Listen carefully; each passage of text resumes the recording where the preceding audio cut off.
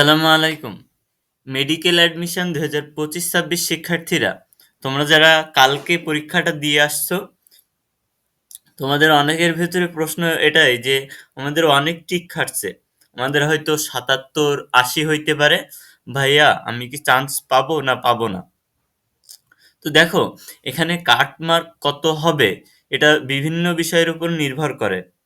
ঠিক আছে?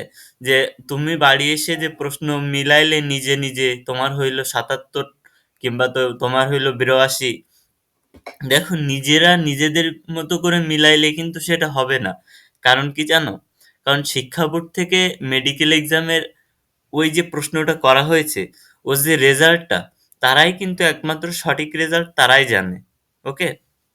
যে কারণে তারা কিন্তু এম এই যে সঠিক উত্তরটা কিন্তু প্রকাশ করে দেয় না। খাতা কিংবা খাতা দেখার আগে কিংবা তোমার রেজাল্ট প্রকাশ করার আগে এই যে তুমি সঠিক অ্যান্সার কোথাও পাবা না। প্রকাশ করে না তারা।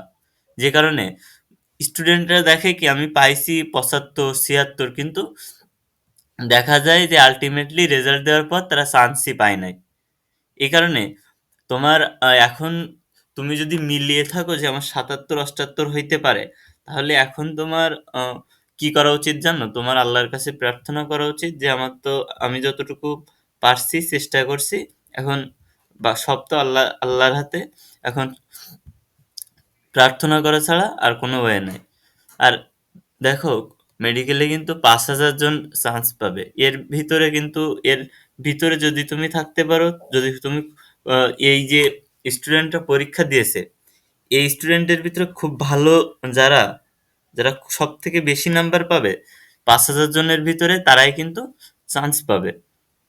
সুতরাং ১ম ৫,০০০ জন চান্স পাবে, পরেরগুলা আর চান্স পাবে না।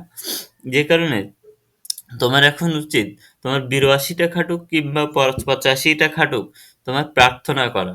ওকে? তো ২০২১ সালে ২১-২২ সেশনের দিকে এরকম একটা সহজ বলতে একদম সহজ না, মোটামুটি আকারের এরকম একটা সহজ প্রশ্নে পরীক্ষা হয়েছিল। সেখানে দেখা গিয়েছিল যে কাট মার্ক আসছে ৭৩ মতো।